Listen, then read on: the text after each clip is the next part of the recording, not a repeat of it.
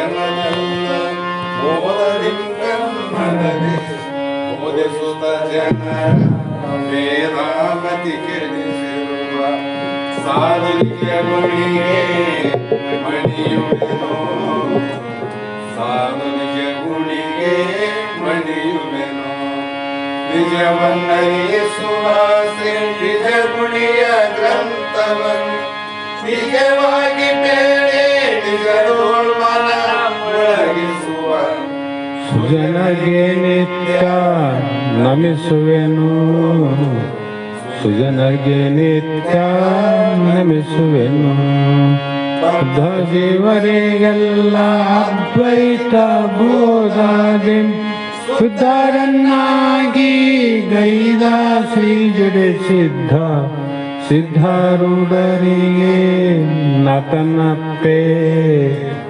ಸಿದ್ಧಾರೂಢರಿಗೆ ನತನಪ್ಪೆ ಬಹಳ ಬಲ ವೇದಾಂತ ಕೇಸರಿ ಬಹಳ ಗರ್ಜನೆ ಕೇಳೋ ತನಕ ಬಹಳ ಕೂಗುತ್ತಲಿರ್ಪವಿ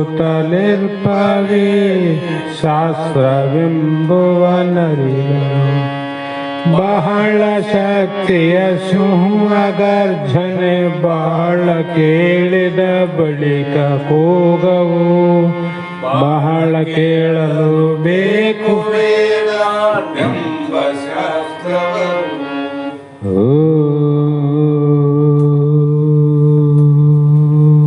ಧ್ಯಾನ ಮೂಲಂ ಗುರುಮೂರ್ತಿ ಪೂಜ ಮೂಲಂ ಗುರುಪಾದಂ ಮಂತ್ರಮೂಲಂ ಗುರುರ್ವಾಕ್ಯಂ ಮುಕ್ತಿಮೂಲಂ ಗುರುಕೃಪಾ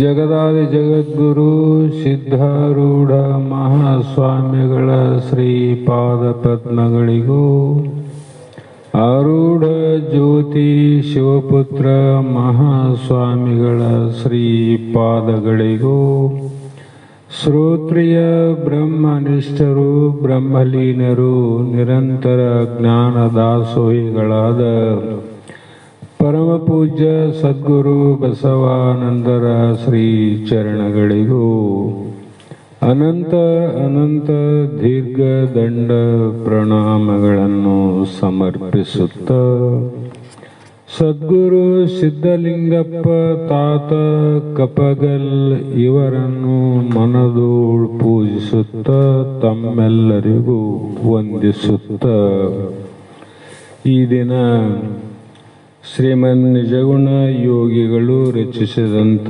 ಪರಮಾನುಭವ ಬೋಧೆ ಎನ್ನುವ ಗ್ರಂಥದ 5ನೆಯ ಸೂತ್ರದ 2ನೆಯ ನುಡಿ ಇಂದಿನ ಆಧಾರದ ವಿಷಯವಾಗಿದ್ದು, ಈ ಸೂತ್ರದಲ್ಲಿ ತನುಗುಣ ಆತ್ಮನಿಗೆ ಇಲ್ಲ ಎಂತಂದೊಡೆ ತನು ಅತನುವಾಗಿ ಪರತನುಗುಣದಂತೆ ಶರೀರ ಧರ್ಮಗಳು ನಿನಗೆ ಇಲ್ಲ. ಶರೀರ ಗುಣ ಏನವ? ಜನನ ಮರಣ, ಸೊಕ್ಕುವುದು, ಸೊರಗುವುದು, ವಿಕಾರ ಹೊಂದುವುದು, ಇವೆಲ್ಲ ಶರೀರ ಧರ್ಮ, ಸತ್ಯ ಇಲ್ಲಂತಲ್ಲ. ಆದರೆ ನೀನು ಅತನು ಅಂದರೆ ಶರೀರ ಇಲ್ಲದವನಾಗಿ ಇರುವ ಕಾರಣ ಈ ಗುಣಧರ್ಮಗಳು ನಿನಗಿಲ್ಲ ಅಂತ ಹೇಳ್ತಾ ಬಂದು, ಈಗ 2ನೇ ನುಡಿಯಲ್ಲಿ ತೋರದನು ಅರಿವನ ತೋರುವುದು ಅಲ್ಲೆಂತೂ ಬೇರೆ ಚಿದ್ರೂಪನಾದುದರಿಂದ ತೋರುವ ಈ ಸಕಲ ಜಡಂಗಳ ಧರ್ಮವ ಆ ಬೇರೆನಿಸಿದ ಚಿತ್ತಿಗೆನಲುಂಟೆ ಅಂತ. ತೋರುವುದನು ಅಂದರೆ ಯಾವುದು ಕಾಣುತ್ತದಲ್ಲ ನಮ್ಗೆ, ಕಾಣುವುದನ್ನು ನಾನು ತಿಳಿತೀನಂದ್ರೆ ಆ ಕಾಣುವ ವಸ್ತು ನಾನು ಆಗೋದಿಲ್ಲ. ಇದು ಅನುಭವ. ಗಿಡ ನೋಡ್ತೀನಿ, ಗಿಡ ನಾನಲ್ಲ. ಮನೆ ನೋಡ್ತೀನಿ, ಮನೆ ನಾನಲ್ಲ. ದೇಹ ನಾನು ನೋಡ್ತೀನಿಲ್ಲ, ದೇಹ ನೋಡ್ತೀನಿ. ದೇಹ ನೀನು ಹೆಂಗಾಗ್ತಿದ್ದಿ?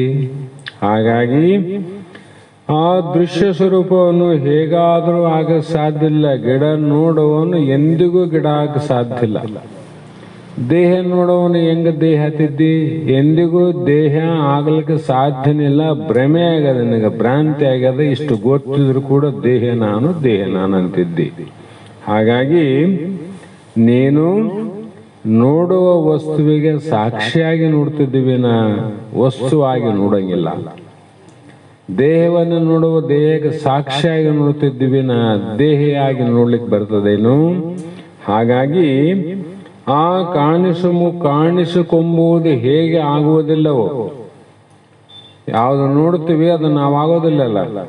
ಆ ಕಾರಣದಿಂದ ಯಾಕಾಗೋದಿಲ್ಲ? ಅವೆಲ್ಲ ಜಡಗಳವ. ಜಡ ಸ್ವಯಂ ಇತರಜ್ಞತ್ವ ಶೂನ್ಯತ್ವಂ ಜಡತ್ವಂ. ಆ ಕಾರಣ ಆ ಜಡ ದೇಹಾದಿಗಳ ಧರ್ಮಾದಿಗಳು ಕೂಡ ಆತ್ಮನಾದ ನಿನಗೆ ಒಂದು ಇಲ್ಲ, ಇರುವುದು ಇಲ್ಲ.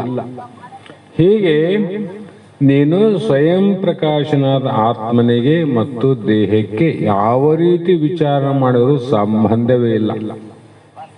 ಯಾವ ರೀತಿ ಅಂದ್ರೆ, ಶಾಸ್ತ್ರದ ವಿಚಾರದಿಂದ, ವೇದ ಪ್ರಮಾಣಗಳಿಂದ, ಸ್ವಾನುಭಾವದಿಂದ ವಿಚಾರ ಮಾಡಿದ್ದಾದರೆ ಇಲ್ಲವೇ ಇಲ್ಲ. ಅವನ್ನ ಬಿಟ್ಟು ವಿಚಾರ ಮಾಡಿದ್ರೆ ಇವೆಲ್ಲವೂ ಇದೆ ಇದೆ ಅಂತ ಹೇಳಬೇಕು. ಇವನ್ನ ಇಲ್ಲ ಅಂತ ಹೇಳಲಿಕ್ಕೆ ಸಾಧ್ಯ ಇಲ್ಲ ಅಂತ ಮಾತನ್ನು ಹೇಳಿ ಮುಂದೆ ತನು ಧರ್ಮ ಆತ್ಮಂಗೆ ಇಲ್ಲ. ಆವ ಅನುವಿನಿಂದ ತನುವಾಗಿ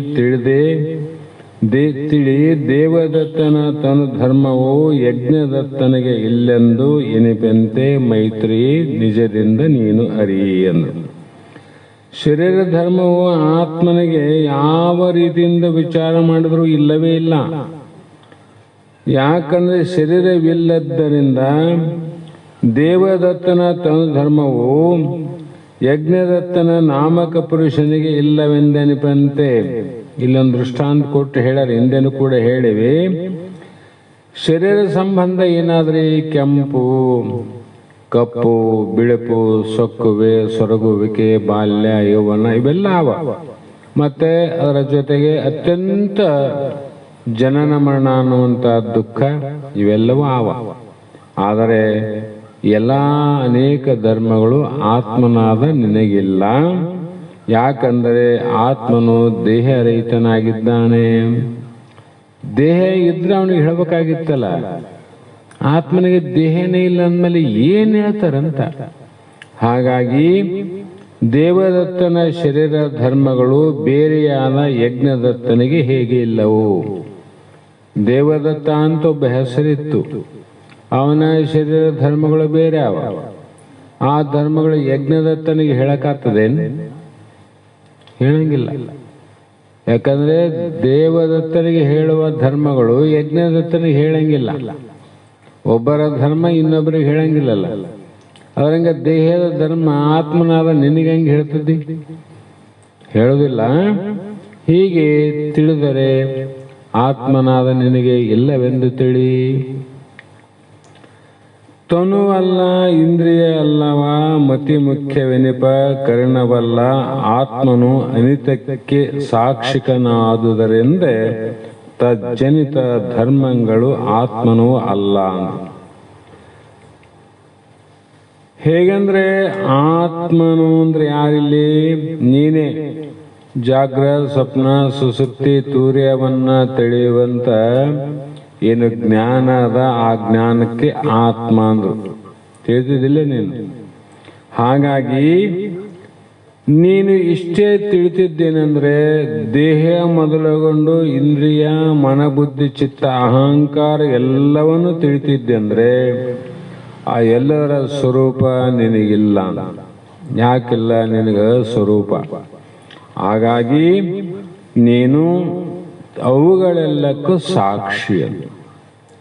ಮನಸ್ಸಿಗೆ ಸಾಕ್ಷಿ, ಬುದ್ಧಿಗೆ ಸಾಕ್ಷಿ, ಚಿತ್ತಕ್ಕೂ ಸಾಕ್ಷಿ, ಎಲ್ಲಕ್ಕೂ ಸಾಕ್ಷಿ ನೀನಿದ್ದು ನಾನೇ ವ್ಯವಹಾರ ಮಾಡ್ತೀನಿ ಅಂತ ಹೊಂಟಿದ್ದೆಲ್ಲ ಇದೇ ಭ್ರಮೆ ಅಂದ್ರು. ಇದೇ ಭ್ರಮೆ, ಇದೇ ಅಜ್ಞಾನ. ಹಾಗಾಗಿ ದೇಹ ಇಂದ್ರಿಯಾದಿಗಳಿಂದ ಉತ್ಪನ್ನವಾದ ಧರ್ಮಗಳು, ಪಾಪ ಪುಣ್ಯ, ಸುಖ ದುಃಖ ಇವೆಲ್ಲ ಎದರಿಂದ ಹುಟ್ಟವ? ಇಂದ್ರಿಯಾದಿಗಳಿಂದ ಹುಟ್ಟಿದವು. ಆತ್ಮನಿಂದ ಹುಟ್ಟವೇನು? ಯಾಕೆ ಹುಟ್ಟಂಗಿಲ್ಲ ಅಂದರೆ ಆತ್ಮನು ಕರ್ಮ ಮಾಡವನೇ ಅಲ್ಲ ಅಂದರೆ ಕರ್ಮ ಇಲ್ಲಂದ್ರೆ ಅಲ್ಲಿ ಫಲ ಇಲ್ಲ, ಫಲ ಇಲ್ಲಂದ್ರೆ ಸುಖನೂ ಇಲ್ಲ, ದುಃಖನೂ ಇಲ್ಲ. ಎಲ್ಲದಕ್ಕೂ ಸಾಕ್ಷಿಯಾಗಿ ನೀನಿದ್ದಿ. ಆ ರೀತಿ ನೀನು ತಿಳಿದುಕೋ ಅಂತ ಈ 4 ನುಡಿಯ ಪರ್ಯಂತರ 5ನೇ ಸೂತ್ರವನ್ನ ಮುಗಿಸಿದರು. ಮುಂದೆ ಈ ಶರೀರ ಬಗ್ಗೆ ಇನ್ನೂ ಭ್ರಾಂತಿ ಹೋಗಿಲ್ಲ ಅಂದ್ರೆ ಮತ್ತೆ ಹೇಳ್ತು ಅಂತಾರ ಅವ್ರು. ಬಿಡಂಗಿಲ್ಲ ಭ್ರಾಂತಿ. 2ನೇ ಸಂಧಿಗೆ ನಿನಗ ಪ್ರಶ್ನೆ ಬಂದಿದ್ದಿಲ್ಲ ಅಂದ್ರೆ ಇವೆಲ್ಲ ಹೇಳಲೇಬೇಕಾಗಿಲ್ಲ. ಅದಕ್ಕೆ ಹೇಳಿದ್ರು ಇದು ತಿಳಿಯದವರಿಗೆ. ಅದು 2ನೇ ಸಂಧಿ ಯಾರಿಗೆ ಅಲ್ಲಿವರೆಗೆ ಯಾರಿಗೆ ಆತ್ಮಜ್ಞಾನದ ಸ್ವರೂಪ ಸಾಕ್ಷಾತ್ಕಾರದ ಸಂಶಯ ಹೋಗಿಲ್ಲ ಅವ್ರಿಗೆ ಈ ಕೇಳ್ಯಾರ, ಅವ್ರಿಗೆ ಹೇಳದಂತ ಅರ್ಥ ಮಾಡಬೇಕು. ಹಾಗಾಗಿ ಮುಂದೆ 6ನೇ ಸೂತ್ರದಲ್ಲಿ ತೋರುವ ತನುವನು ತಾನೆಂದು ಬಗೆದೊಡೆ ತೋರುವ ಎಲ್ಲವನು ತಾನು ಎನಲಕ್ಕು.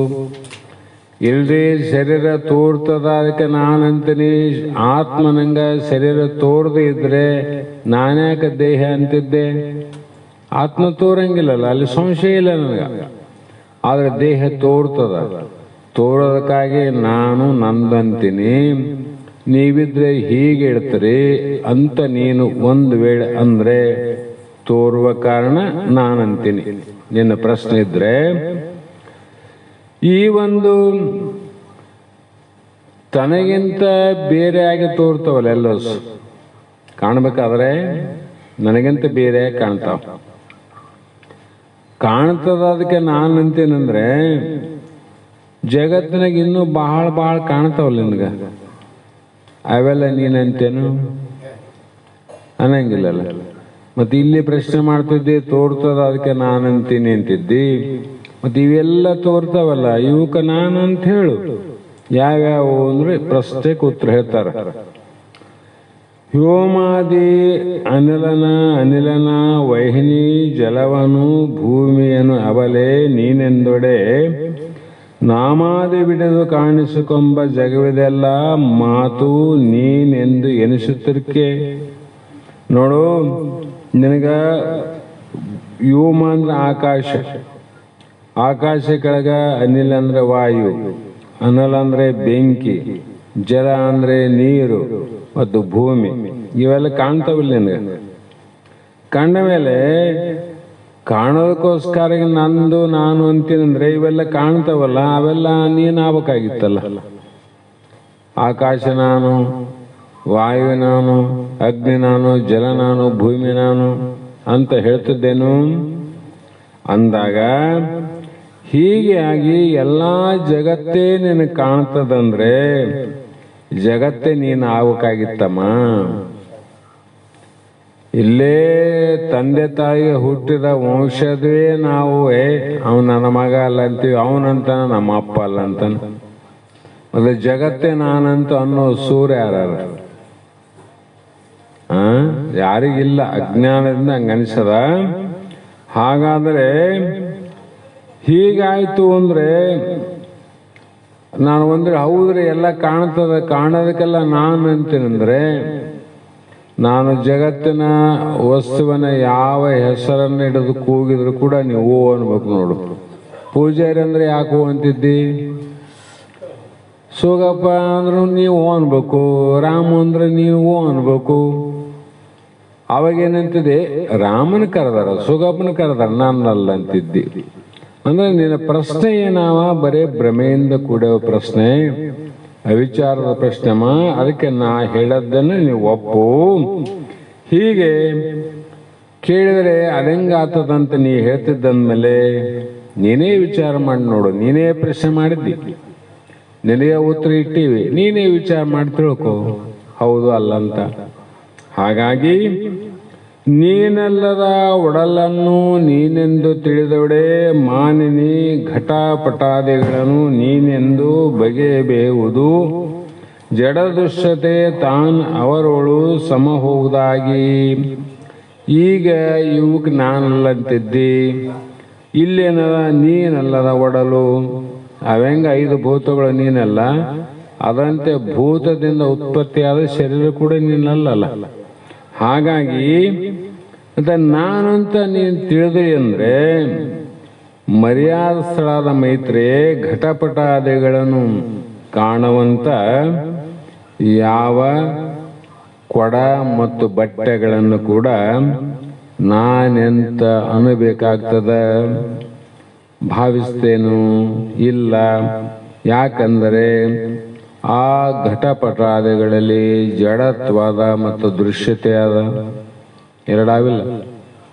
ಒಂದು ಜಡ ಅವ, ದೃಶ್ಯ ಅಂದ್ರೆ ಕಾಣ್ತವ. ಅಂದ್ರೇನು ಅರ್ಥ?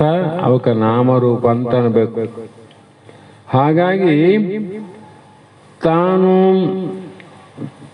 ಅಂದ್ರೆ ನೀನಂತ ಅನ್ಕಂಡ್ರೆ ನೀನು ಕೂಡ ನಿನಗೆ ಜಡ ದೃಶ್ಯತೆಗೆ ಬರ್ಬೇಕಾಗಿತ್ತು, ಆತ್ಮ ಜಡ ಆಗ್ಬೇಕಾಗಿತ್ತು, ಮತ್ತೆ ಆತ್ಮ ಕಾಣಬೇಕಾಗಿತ್ತಲ್ಲ. ಕಾಣಂಗಿಲ್ಲ. ಯಾಕೆ ಕಾಣಂಗಿಲ್ಲ? ಆ ದೃಶ್ಯ ಇಲ್ಲ, ಅದಕ್ಕಂತ ಆಕಾರ ಇಲ್ಲ, ಕಾಣಂಗಿಲ್ಲ. ಹಾಗಾರನಾಗಿ ನಾನಂದ್ರೆ ಆತ್ಮನು ಕೂಡ ಜಡ ಅಂತ ಒಪ್ಪಬೇಕಾಗ್ತದ. ಒಪ್ಪುತ್ತೇನಮ್ಮ? ಜ್ಞಾನ ಅರಿವಾದಲ್ಲ, ಅರಿವು ಜಡ ಏನದು? ಅದು ಚೇತನ ಇದ್ದದಕ್ಕಾಗಿ ಎಲ್ಲವಂತ ತಿಳಿತದ. ಮತ್ತು ಜಡ ಅಂತಿದ್ದೇನು? ನೀನು ಮಾಡಿದ ಪ್ರಶ್ನೆಗೆ ಅಲ್ಲಿ ತನ ಹೋಗ್ತದ ನೋಡು. ಆತ್ಮನು ಕೂಡ ಜಡ, ದೇವರು ಜಡ, ಬ್ರಹ್ಮ ಜಡ, ಎಲ್ಲವೂ ಜಡ ಅನ್ಬೇಕಾಗ್ತದೆ. ಹಾಗಾಗಿ ಈ ತಾನಲ್ಲದ ಒಡಲನ್ನು ತಾನೆಂದು ತಿಳಿಯಲ ಆ ಸ್ವಾನಕರಾಧಿಕ ತನುವುದು ತಾನೆಂಬುದು ಏಕಾಗದಿಹುದು ಪೇಳು ಅಂಗನೆ ಹಾನಿ ಮೇಣದರಿಂದ ಬೆರತುಂಟೆ. ಇಲ್ಲಿ ಬಿಡಂಗಿಲ್ಲ, ನೀನು ಸಂಶಯ ಹೋಗತಾನ, ನೀನು ಹೌದನ್ನತನ ಬಿಡಂಗಿಲ್ಲ ಅಂತಾರ ಅವ್ರು. ಯಾಕಂದ್ರೆ ತಾನಲ್ಲದ ಶರೀರ ಇನ್ನೇನಂತಿದ್ದಿಲ್ಲಿ ಅಂದ್ರೆ ಆವಾಸ ಚೈತನ್ಯದಿಂದ ಕೂಡವಲ್ಲೆಲ್ಲ. ಯಾವ ಇಲ್ಲಿ ನಾಯಿ ಕತ್ತೆ, ಸ್ವಾನ್ ಅಂದ್ರೆ ನಾಯಿ, ಖರಾದಿಕ ಅಂದ್ರೆ ಕತ್ತೆ ಮುಂತಾದ ಶರೀರಗಳು ತಾನಂತ ಹೇಳ್ತಿದ್ದೇನು? ಹೇಳಂಗಿಲ್ಲಲ್ಲ. ಪೇಳುವ ಅಂಗನೆ ಸ್ತ್ರೀಯಡೆ ಮೇಣ ಇದರಿಂದೆ ಹೀಗೆ ಅನ್ನುವುದರಿಂದ ಪೆರತುಂಟೆ. ಅಂದ್ರೆ ದೊಡ್ಡ ಅನರ್ಥ ಆಗ್ತದ ನೋಡಮ್ಮ, ಅನರ್ಥ ಆಗ್ತದ. ಅದಕ್ಕಾಗಿ ವೇದ ಶಾಸ್ತ್ರ ಉಪನಿಷತ್ತು ಶಾಸ್ತ್ರಾದಿಗಳು ಹೇಳೋದನ್ನೇ ನೀನು ನಂಬು ಅಂತ ವಿಚಾರವನ್ನು ಹೇಳಿ, ಹೀಗೆ ಮುಂದೆ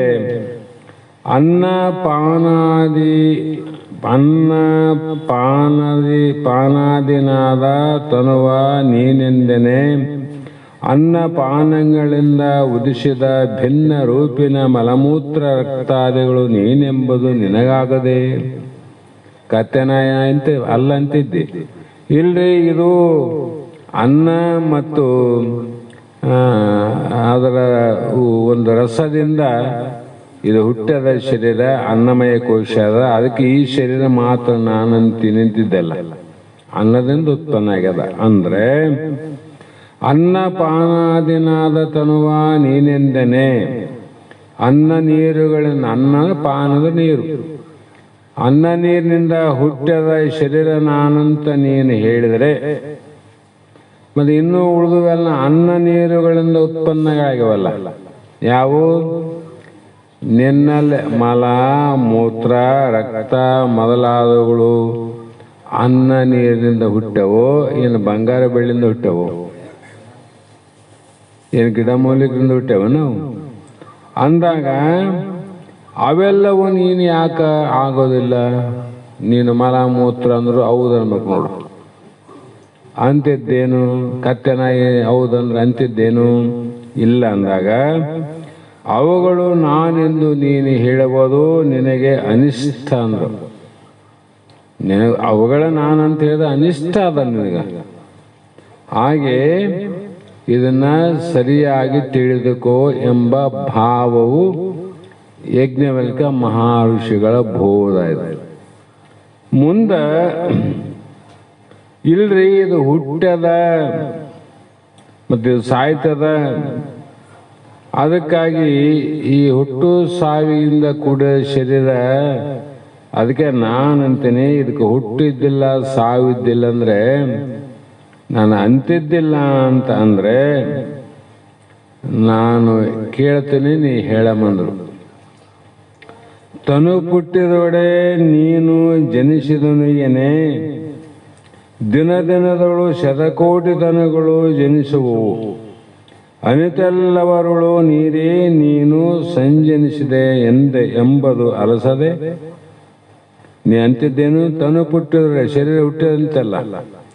ನಿನ್ನಂಗೆ ಎಷ್ಟೋ ಒಂದು ಕ್ಷಣದಲ್ಲಿ ಒಂದು ದಿನದಲ್ಲಿ ಎಷ್ಟೋ ಶರೀರ ಹುಡ್ತಾವ, ಮತ್ತೆ ಎಷ್ಟೋ ಶರೀರಗಳು ನಾಶ ಆಗ್ತಾವ. ಅವೆಲ್ಲ ನಾನೆಂತ ಹೇಳ್ತಿದ್ದೇನು ಅಂದ್ರೆ ಇಲ್ಲ ಅಂತಿದ್ದಿ. ಮತ್ತೆ ತನುವಿನ ಮರಣ ಇದನು ನಿನಗೇನೆ ಕೋಟಿ ತನುವು ಅಳಿವುವು. ಶರೀರಕ್ಕೆ ಬರ್ತಕ್ಕಂಥ ಮರಣವ ನನಗಂದ್ರೆ ಇನ್ನು ಕೋಟಿ ತನುಗಳು ಮರಣ ಆಗ್ತಾವ, ಸಾಯ್ತಾವ. ಅವೆಲ್ಲ ನಾನೇ ಸತ್ಯ ಅಂತ ಹೇಳ್ತಿದ್ದೇನೆ. ನಾನು ಸತ್ಯನಂತ ಹೇಳ್ತಿದ್ದೆ, ನಾ ಸಾಯ್ತೀನಿ ಅಂತ ಹೇಳ್ತಿದ್ದೆ? ಇಲ್ಲ. ಹಾಗಾಗಿ ಅನಿತರ ಮರಣವೆಲ್ಲವನ್ನು ಕೇಳಲೇ ಕಾಂತೆ ನೀನೆಂಬುದು ಏಕಾಗಮಿರ್ಪದು. ಹಿಂಗಂದ್ರೆ ನಮ್ಮದು ಹಿಂಗಾದ ನೋಡು, ಹುಟ್ಟಿದ್ವೆಲ್ಲವ ನಾನೇನು, ಸತ್ಯವೆಲ್ಲವ ನಾನೇನು ಅನ್ನೋದಿಲ್ಲ. ಅಂದ್ರೆ ನೀನು ಏನು ಮಾಡು, ಇದನ್ನಾದ್ರೂ ಒಪ್ಪು, ಇಲ್ಲ ನಾವು ಹೇಳಿದ್ದಾದ್ರೂ ಒಪ್ಪು. ಎರಡಕ್ಕೊಂದು ನಿಶ್ಚಯ ನೀನೇ ಮಾಡು. ಈಗ ಏನು ಹೇಳ್ತಿದ್ದೆ, ಇಲ್ರಿ ನೀವು ಹೇಳಿದ ಸತ್ಯ ಅಂತ ಹೇಳಬೇಕಲ್ಲ. ಹಾಗಾಗಿ ಇಲ್ಲಿ ಆದ್ದರಿಂದ ದೇಹ ಮತ್ತು ದೇಹದ ಧರ್ಮ ಇವು ನಾನು ಅಲ್ಲವೆಂದು ನೀನು ಒಪ್ಪಲೇಬೇಕಾಗುವುದು ಮತ್ತು ಒಪ್ಪುವುದು ನಿನಗೆ ಒಳ್ಳೆಯದು. ಒಪ್ಪೋದು ನಿನಗಾಗಿದು, ನಮಗಾಗಿ ಅಲ್ಲ. ನೀವು ಒಪ್ಪಿದ್ರೆ ನಮಗೇನಾಗೋದಿಲ್ಲ, ಒಪ್ಪದಿದ್ರೂ ನಮಗೇನಾಗೋದಿಲ್ಲ. ಒಪ್ಪಿದರೆ ಮೋಕ್ಷ ಆಗ್ತದ, ಒಪ್ಪದೇ ಇದ್ರೆ ನರಕಲೋಕ ಪ್ರಾಪ್ತಿ ಆಗ. ಬಹಳ ಜನ ನರಕಲೋಕ ಅಂದ್ರೆ ಏನಂತ ಬಹಳ ತಿಳ್ಕೊಂಡಾರ. ತಾಯಿ ಗರ್ಭಕ್ಕ ಮರಳಿ ಬರೋದೇ ನರಕಲೋಕ. ಈ ಲೋಕ ಎಷ್ಟು ಪುಣ್ಯ ಮಾಡಿದವನು ತಾಯಿ ಗರ್ಭಕ್ಕೆ ಬರಬೇಕು, ಯಾಗ ಮಾಡಿದವನು ಬರಬೇಕು, ಯಜ್ಞ ಮಾಡಿದವನು ಬರಬೇಕು, ದಾನ ಮಾಡಿದವನು ಬರಬೇಕು, ಧರ್ಮ ಮಾಡಿದವನು ಬರಬೇಕು. ದೇವತ್ವ ಶರೀರ ತೊಟ್ಟರು ಕೂಡ ಅವರು ಪುನಃ ಮರಳಿ ತಾಯಿಯ ಗರ್ಭಕ್ಕೆ ಜನಿಸಿ ಬರಬೇಕಂದ್ರೆ ವಿಚಾರ ಮಾಡ್ರೆ ಎಲ್ಲರೂ ನರಕ ಲೋಕಕ್ಕೆ ಬರೋರು ಜ್ಞಾನಿಗಳನ್ನು ಬಿಟ್ಟರೆ ಮಾತ್ರ. ಜ್ಞಾನಿಗಳು ಬಿಟ್ಟರೆ ಎಲ್ಲರೂ ನರಕಕ್ಕೆ. ಆದರೆ ಆ ಒಂದು ಉತ್ತಮವಾದ ಬಂದವರಿಗೆ ಭೋಗದಲ್ಲಿ ಉತ್ತಮ ಸಿಗ್ತದೇನೋ, ಮೋಕ್ಷ ಆಗ್ತದೇನೋ. ಆ ಕಾರಣಕ್ಕೆ ಮೋಕ್ಷ ಅನ್ನುವುದು ಸಾಮಾನ್ಯ ವಿಷಯವಲ್ಲ. ಮತ್ತೆ ಸಾಧಕನಿಗೆ ಅಸಾಧ್ಯವಾದದ್ದೇನಲ್ಲ. ಅಸಾಧ್ಯ ಅಂದ್ರೆ ಜಗತ್ತಿನ ಇತಿಹಾಸದಲ್ಲಿ ಮಹಾತ್ಮರ ಜ್ಞಾನಿಗಳದು ಉಳಿಬಾರ್ದಾಗಿತ್ತು. ಸಾಧ್ಯ ಆಗ್ಯದಲ್ಲ. ಅವ್ರು ಯಾಕೆ ಸಾಧ್ಯ ಆಯ್ತು, ನಮ್ಗೆ ಯಾಕಾಗವಲ್ತು? ಅವರು ಒಂದೇ ವಿಚಾರ, ಅದರಲ್ಲಿ ಏನಂದ್ರೆ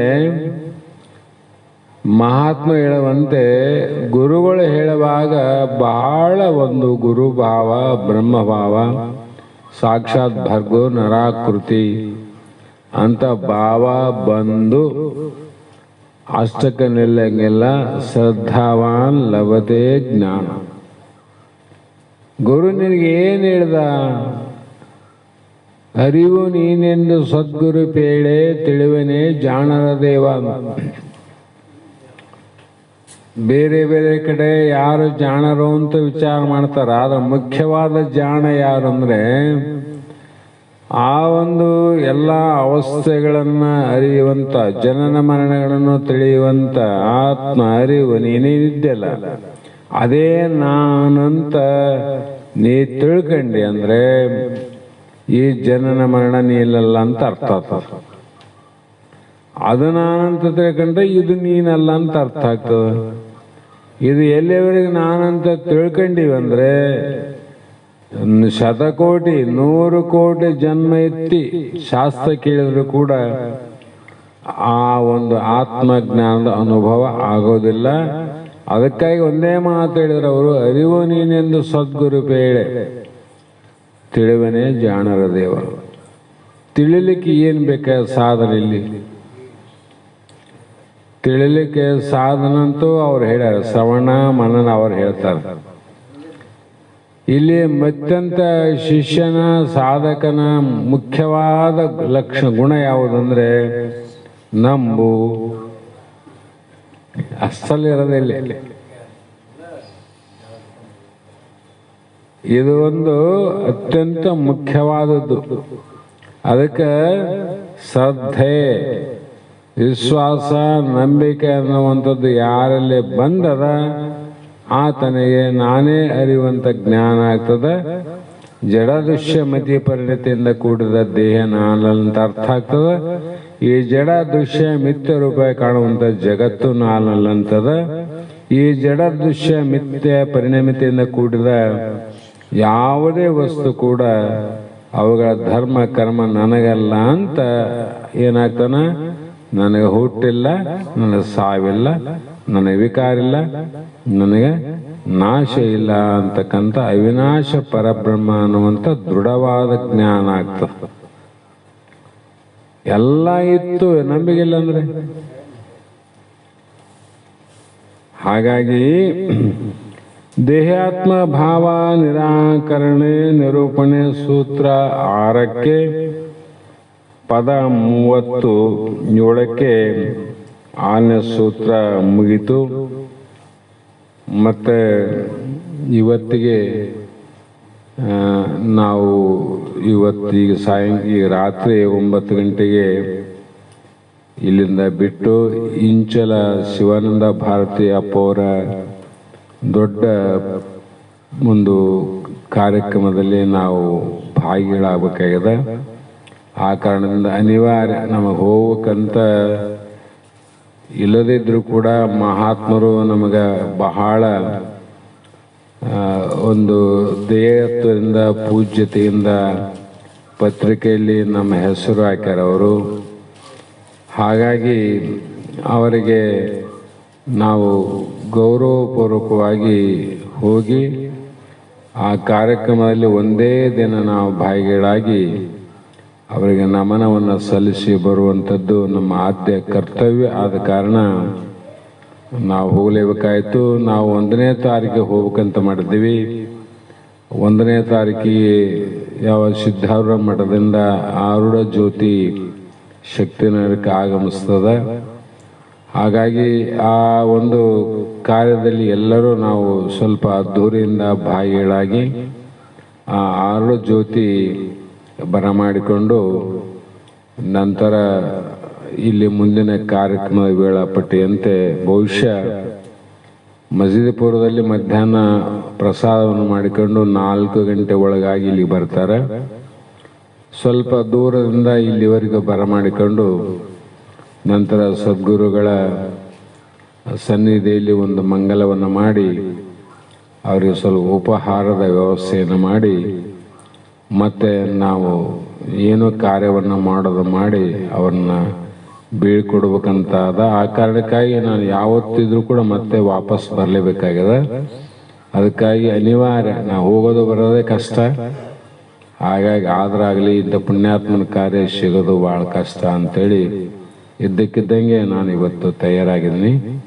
ಹಾಗಾಗಿ ನೀವು 1ನೇ ತಾರೀಕಿಗೆ ಆದಷ್ಟು ಸ್ವಲ್ಪ ನಿಮ್ಮ ಮಂದಿಗೆ ಎಲ್ಲರಿಗೆ ಹೇಳ್ರಿ, ಎಲ್ಲರೂ ಬರಲಿ.